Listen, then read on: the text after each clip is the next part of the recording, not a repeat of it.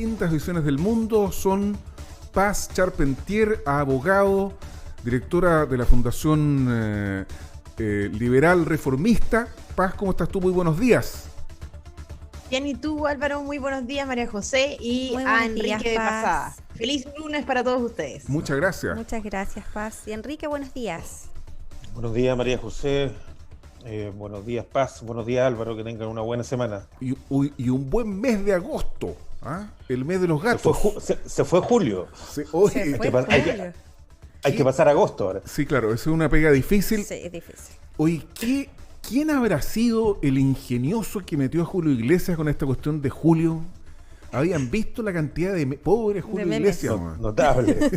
Pero las orejas calientes, Julio Iglesias. Tan creativos que son estos cabros, Oye, realmente sí, le agradezco a todas las personas que hacen memes porque hacen de este país un país más feliz. Así que los que nos están escuchando y habitualmente hacen memes, ocupan las aplicaciones, muchísimas gracias. Oye, empecemos con María José. Hágale usted, abra los fuegos aquí. Quisiéramos comentar con Álvaro, concordamos en que este tema es de relevancia, de primera relevancia en nuestro país y en Latinoamérica, sí. Porque hay una comisión latinoamericana donde se discuten los temas relacionados con la drogadicción, con la droga, con el narcotráfico. Y ha habido un paradigma histórico, yo creo, a nivel mundial, en todos los países, no solo en Latinoamérica, sino que en todo el mundo, de la criminalización y la prohibición de las drogas. Exacto. Por lo tanto, estrategia, ¿verdad?, que ya antigua y donde no hay resultados positivos prácticamente en ninguna parte de nuestro mundo. Y, obviamente, se proponen estrategias contrarias a esas, ¿ya? Como la legalización, por ejemplo, de la cocaína. ¿Qué opinan con respecto a aquello? Y recordemos que aquí en Chile hay un debate porque Jadwe se manifestó favorable a la legalización de la cocaína. El problema es que metió en el baile la pasta base. Entonces claro, ahí el asunto se complicó. El argumento se cayó un poco. Pero es un tema que debería discutirse y por eso lo planteamos aquí con María José Benavente. Paz, comenzamos contigo, ¿te parece? Hágale. Sí, por supuesto.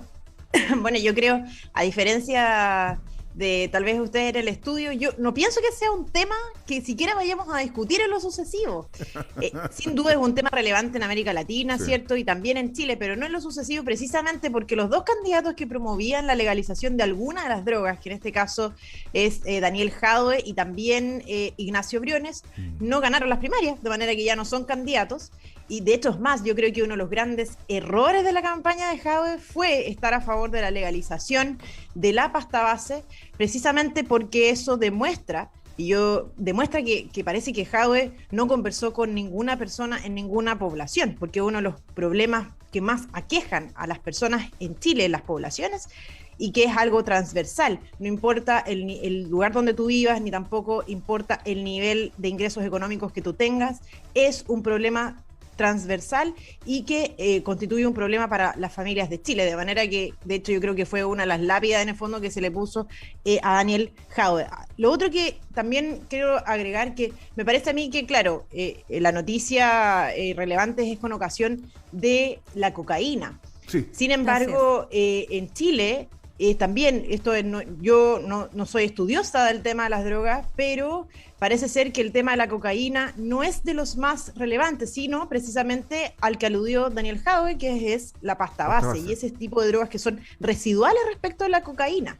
Y que son al final del día muchísimo más adictivas y que tienen destruidas a muchas familias en Chile. Y considerando efectivamente el tema Jadwe, Briones, digamos, que son los que promovían la legalización de estas drogas, la verdad es que yo no creo que ningún partido en lo sucesivo ni ningún candidato se atreva a tomar siquiera este fierro caliente, que sin duda es un tema que debe ser abordado y tal vez, ¿por qué no decir, a través de ese camino? Porque la verdad es que no quedan muchas balas, digamos, para enfrentarse a esto. Y en Chile todos es como de público conocimiento ya, que no solamente existe obviamente un tema relevante con las drogas, sino que también cómo estos mercados de carácter ilícito financian actividades como el terrorismo en la Araucanía. Y eso es algo que no se puede separar. Gabriel Boric sí está a favor y está en su programa partir por la marihuana, ¿verdad? Por el cultivo de la marihuana, y al parecer se parte por ahí en este cambio de estrategia de las políticas de drogas, ¿verdad? Que van desde la prohibición hacia una mayor apertura, hacia un control gubernamental de las drogas. Entonces también hay un candidato que, si bien no está a favor de legalizar la cocaína, porque al parecer los países comienzan el debate por tipos de drogas que son más blandas. Fíjate lo que dijo Quique Enrique Inostroza, el expresidente colombiano Juan Manuel Santos, entrevistado por la agencia EFE. Dice: una guerra que no se ha ganado en 40 años es una guerra perdida. Hay que reinventar esta guerra contra el narcotráfico y las drogas.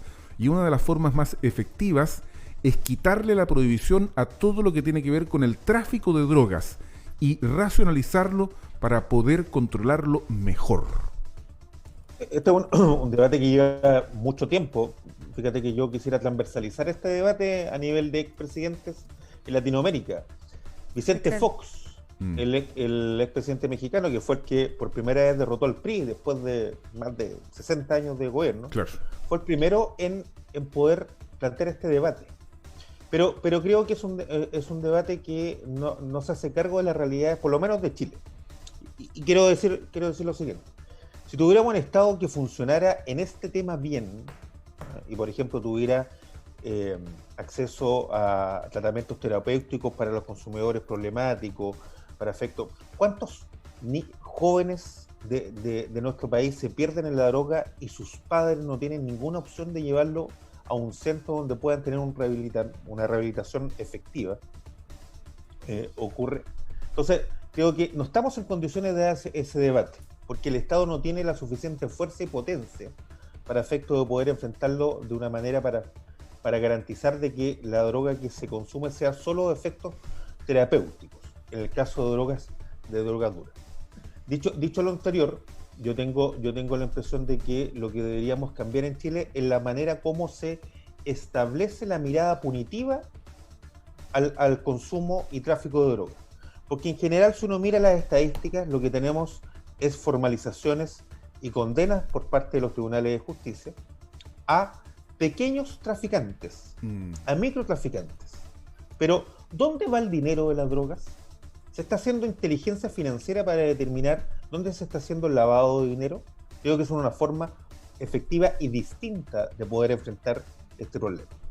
Cosa distinta, a mi juicio, es, por ejemplo, en el caso de la cannabis, que muchas personas lo utilizan para fines terapéuticos y es su única opción para curar o tener una mejor sobrevida de muchas enfermedades, por establecer una regulación como ya incipientemente se ha empezado a dar en Chile. Pero establecer una legalización del consumo de otras drogas para fines distintos a los terapéuticos, me parece que en Chile no están las condiciones de hacerlo y sería una cachetada a las miles de familias que sufren día a día el flagelo de la droga en muchos sectores del país. Como lo decía Paz, esto afecta a muchas poblaciones de nuestra región de distintos estratos socioeconómicos. Oye, si me permiten, ¿tú querías agregar algo más respecto a este asunto, no? No, hablar quizás que el control gubernamental del narcotráfico, y esto bueno, quizás es un poco confrontacional, pero también es una estrategia que sirve a los gobiernos para poder deslegitimar ciertas causas, como señalaba Paz, ¿verdad? El financiamiento o supuesto financiamiento que hay de dineros, ¿verdad?, del narcotráfico a, por ejemplo, comunidades mapuches, ¿verdad?, o reivindicaciones mapuches. Hemos visto que el discurso y la retórica del presidente Sebastián Piñera ha sido también ha sido instaurar el narcotráfico para poder quizás entrar a estas comunidades, ¿verdad?, para poder fiscalizar qué está pasando ahí con respecto al narcotráfico. O sea, para ser franco, Paz, seguramente vamos a disentir, pero yo hasta donde sé, no existe una comprobación empírica y definitiva de que existe una vinculación entre digamos que exista narcoterrorismo, que es lo que se ha intentado establecer. Salvo algunas situaciones puntuales, no hay comprobaciones, no hay pruebas de que esto sea efectivamente así. Es lo que yo observo. No sé. O sea, en general, toda actividad debe ser financiada de algún modo.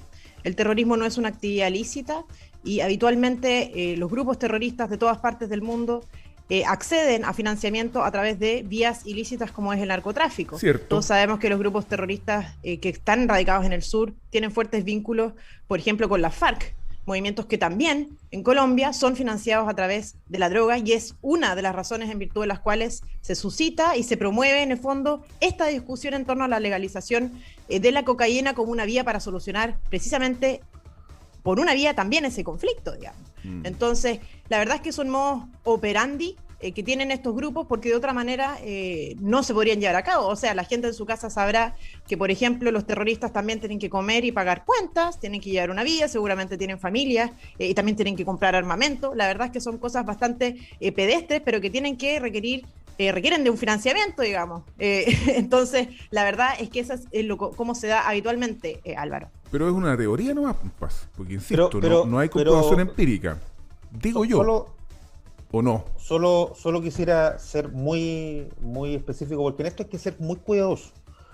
Hay informes del Estado de Chile, oficiales de la Unidad de Análisis Financiero, que determina ciertos sectores de la economía que son más propensos, por ejemplo, al lavado de dinero. Desde el punto de vista que también provienen de actividades ilícitas como el narcotráfico. Y por lo tanto, señalar específicamente que cierta actividad, digamos, pueden haber, pero creo que aquí tenemos que mejorar la capacidad del Estado de Chile para efecto, por eso digo. Hay muchas instituciones propensas también al narcotráfico. Absolutamente. Municipios. Quiero poner un tema en alguien que está en las antípodas de mi ideología, lo más probable más cercano a Paz. Briones dijo una cosa que es muy cierta. Aquí en Chile alguien puede ir a comprar con efectivo un auto de gran valor, de alto valor, y no existe ningún reporte sobre eso, y no existe ninguna investigación.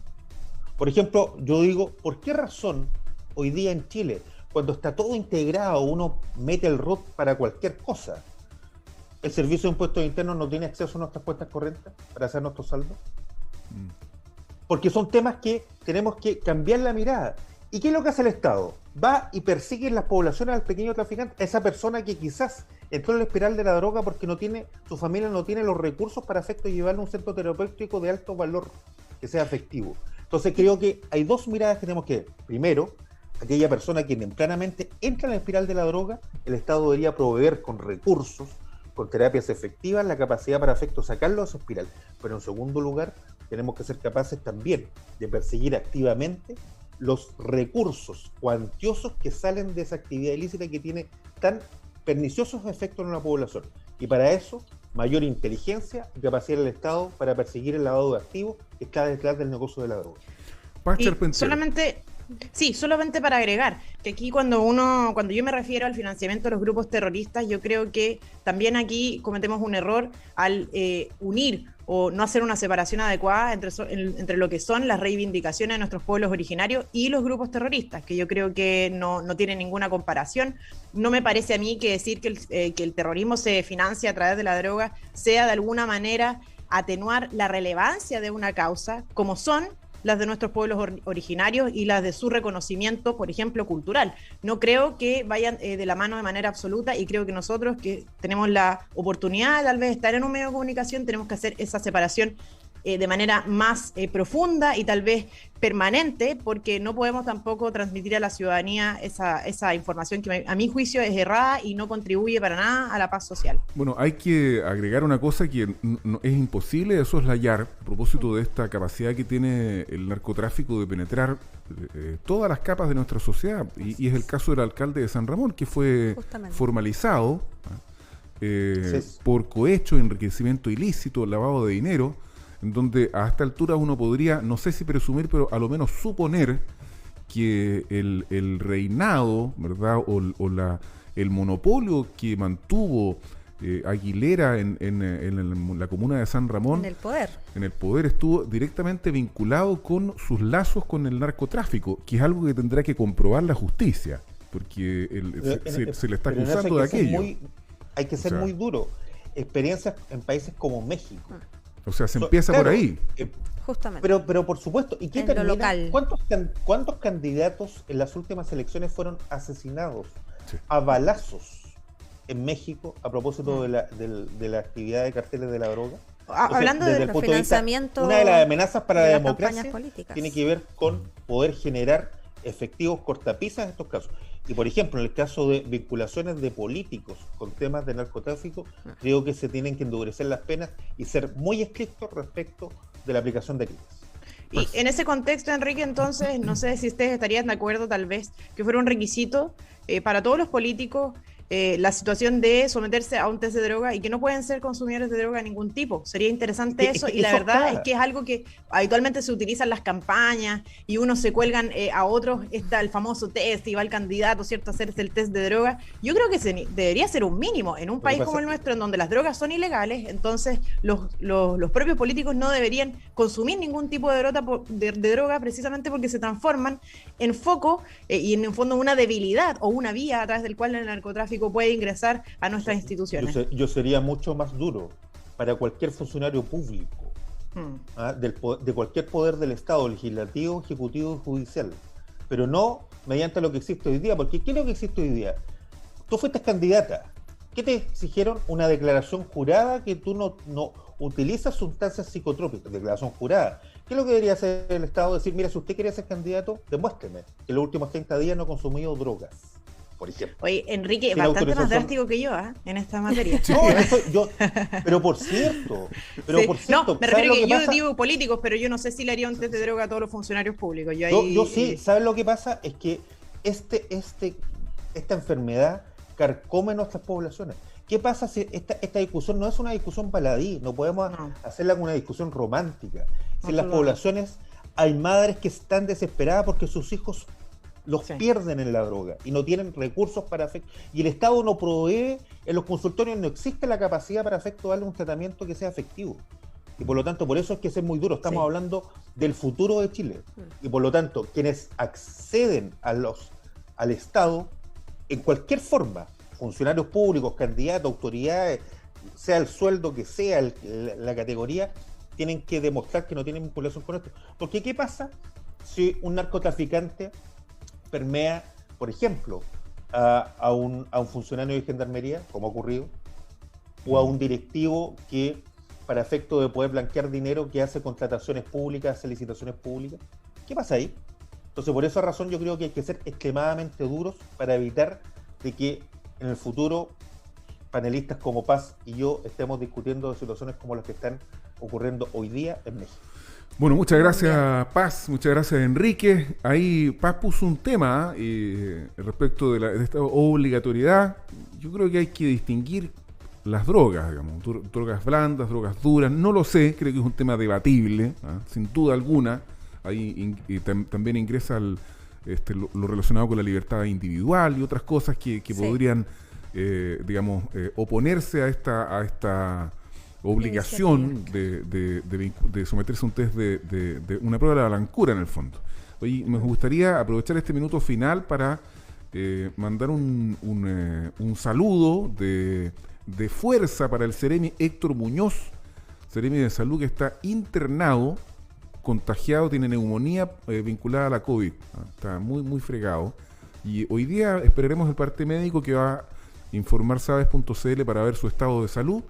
Y esto es lo citamos porque, bueno, nos llama a resaltar el tema y además a decir que la COVID no está para nada derrotada, está ahí observando y amenazante. Gracias, Paz. Gracias, Enrique. Gracias a ambos. Que tengan buen día. Buen día. Igualmente, nos vemos. Chao, chao. Buena semana, buen mes para todos.